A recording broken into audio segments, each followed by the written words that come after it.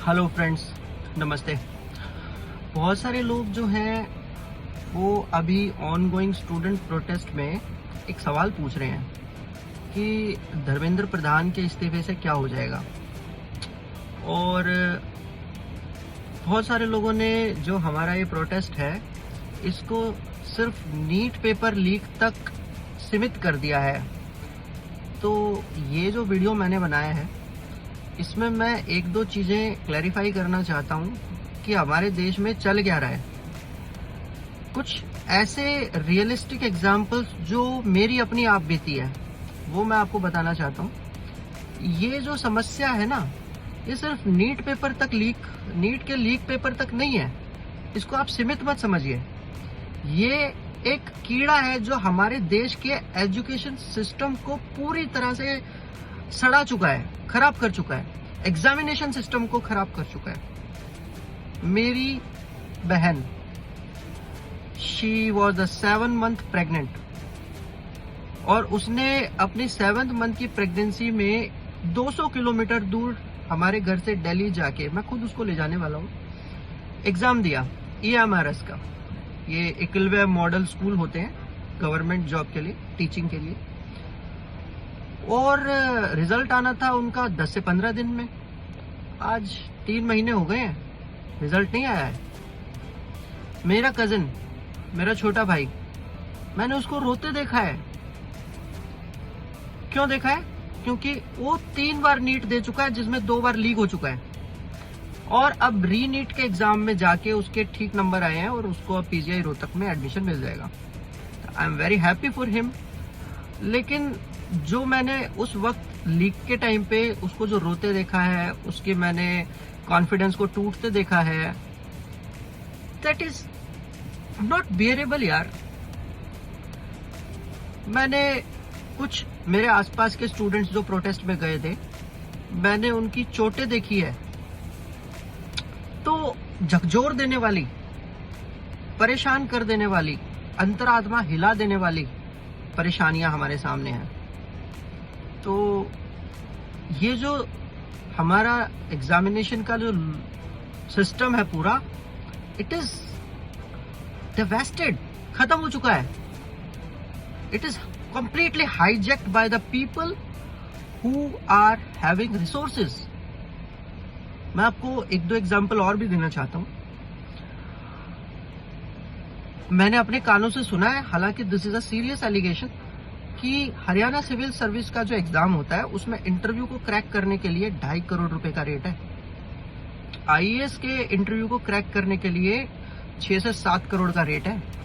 क्योंकि मैं बहुत क्लोजली इन सब लोगों से जुड़ा हूं, क्योंकि मेरा बहुत सारा काम इस तरह के गवर्नमेंट लाइसेंसिंग से जुड़ा हुआ है। So I can touch and feel कि सिस्टम में क्या चल रहा है। ये जो लोग हैं, ये हाई रेवेन्यू पोस्ट्स पे पहुंचने के लिए एक IAS, एक नेता को जो डिपार्टमेंट में है, जो कंसर्न अथॉरिटी है, उसको 10 से 12 करोड़ रुपए तक दे देते हैं।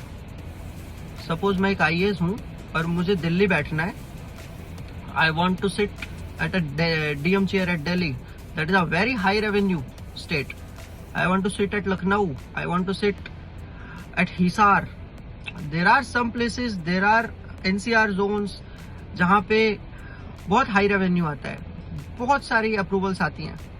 सब चीज़ों के लिए, ऐसी हाई प्रोफाइल पोजीशंस पे बैठने के लिए ये नेताओं को 10 से 12 करोड़ रुपए जाते हैं। और ये सब शुरू होता है हमारे एग्जामिनेशन के उस सड़े हुए सिस्टम से, जहाँ पर ये जो लोग निकलते हैं ना, उन्हें वहीं से अंदाजा हो जाता है कि पैसे देकर कुछ भी करा जा सकता है, तो ये फायदा उठाते हैं। आपके मेरे जैसे लोग हमारे देश की टॉप चेयर्स तक पहुंच ही नहीं सकते, क्योंकि टॉप चेयर्स तक पहुंचने में इतना करप्शन है, क्योंकि there is no fair examination. तो बहुत सारा प्रॉब्लम है यार। और हम सबकी ड्यूटी बनती है, क्योंकि हम सबका देश है, तो हम सबकी ड्यूटी बनती है कि इस सिस्टम को हम ठीक करें।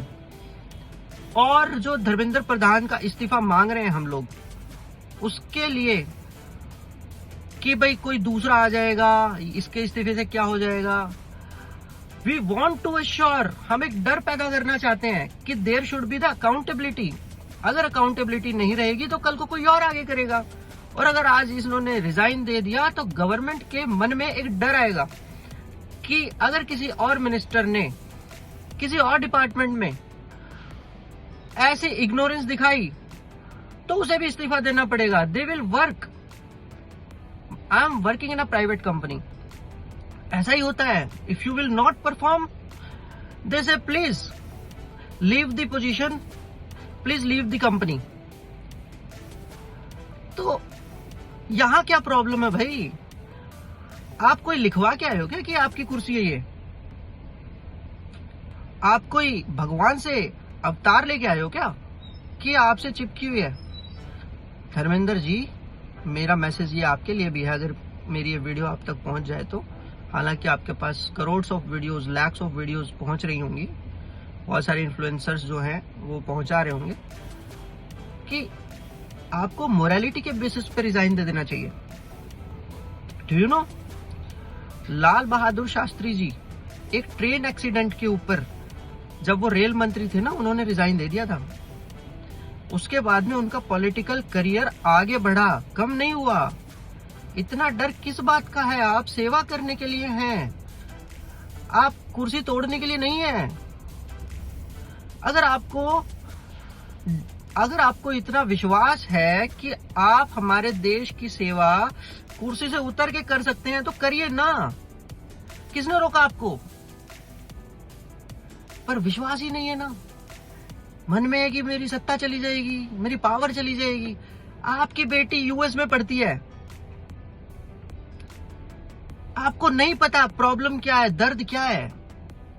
राहुल गांधी जी की कल की मैंने वो प्रेजेंटेशन देखी। वैसे मैं उस तथ्य से पहले से अवगत था कि 150 से ज्यादा पेपर पिछले 10 सालों में लीक हो चुके हैं। मैंने अपनी सिस्टर का एग्जाम्पल दिया, मैंने अपने भाई का एग्जाम्पल दिया। मेरी टीम में एक फील्ड इंजीनियर हैं, उन्होंने जूनियर इंजीनियर की पोजीशन के लिए एग्जाम, एसएससी का एग्जाम दिया।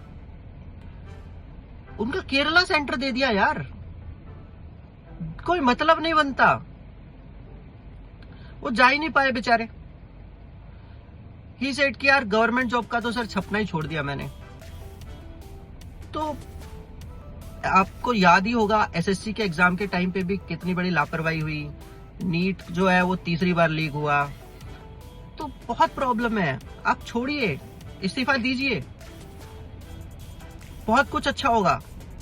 हमारे एजुकेशन को रिफॉर्म करने की जरूरत है, पूरे सिस्टम को रिफॉर्म करने की जरूरत है। There should be some strict bills.